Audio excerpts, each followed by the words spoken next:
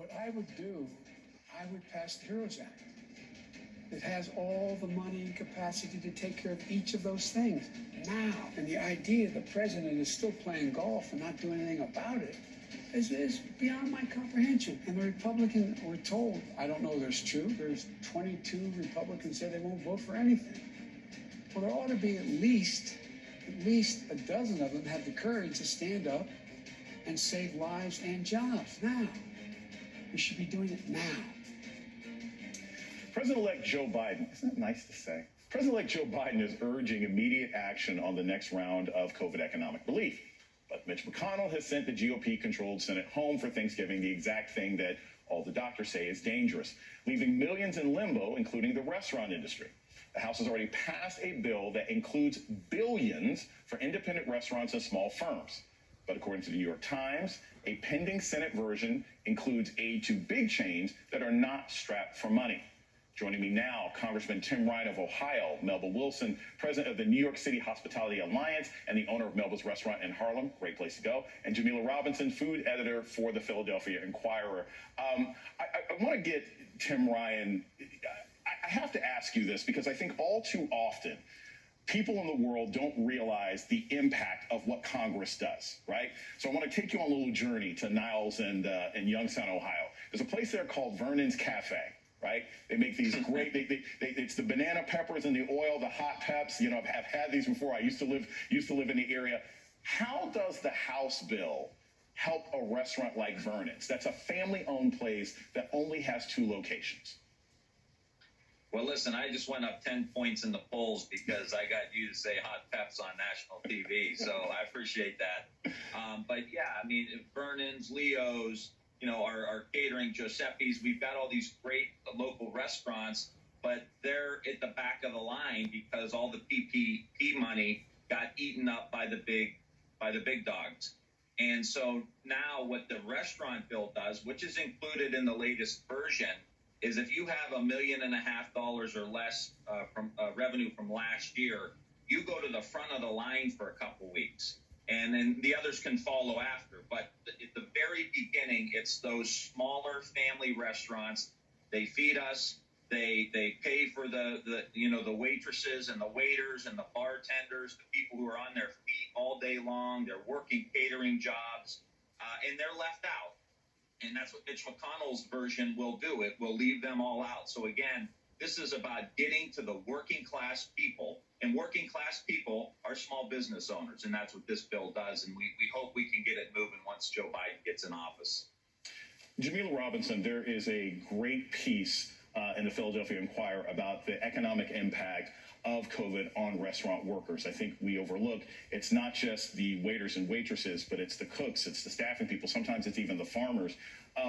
What has the pandemic done to the restaurant industry, and how bleak is it for people ever possibly getting these jobs back? Thank you for having me. Well, yes, that's it. You know, what we've heard, especially in Philadelphia, we've heard some restaurateurs say things as bleak as it's slipping away.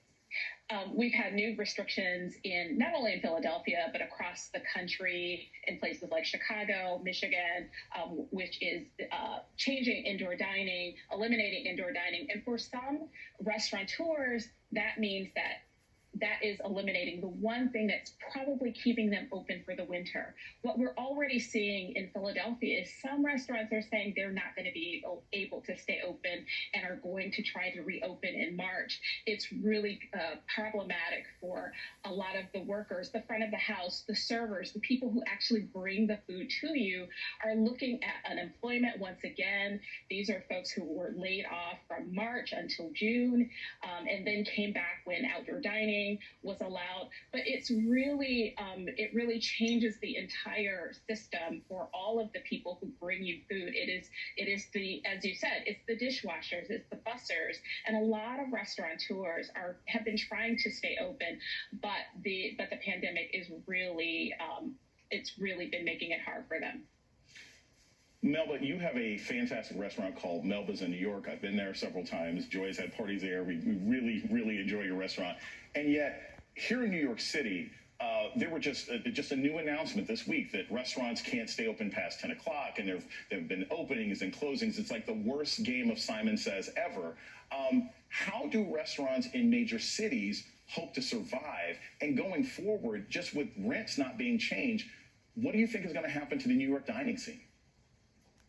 So I can tell you, as the president of the New York City Hospitality Alliance, 88% of restaurants have not been able to pay rent. You know, we have ongoing bills, we have fixed costs that we have to be able to pay. However, because we do not have the patrons coming into the restaurants, New York right now, it is cold, it is wet on certain days. Outdoor dining is not an option. The restaurant industry is the second largest private employer in this country. You know, it's bigger than the airlines. It's bigger than it's bigger than the Military movie industry. Yeah. You know, bigger than the cruise lines. So there really needs to be the Restaurant Act. It has to be passed. It's not just a restaurant that closes down. It is our entire industry. It's the farmers, it's layers, it's truck drivers. How are our staff going to feed their families? You're looking at the unemployment rate going up. You're looking at people dealing with mental health issues. We have over 50 million people, with 17 million of them being children, that are at risk of experiencing food insecurities. We're dying a slow death. This is not the America that we all know and that we all love. Congressman Ryan, I want to bring this also to that local level.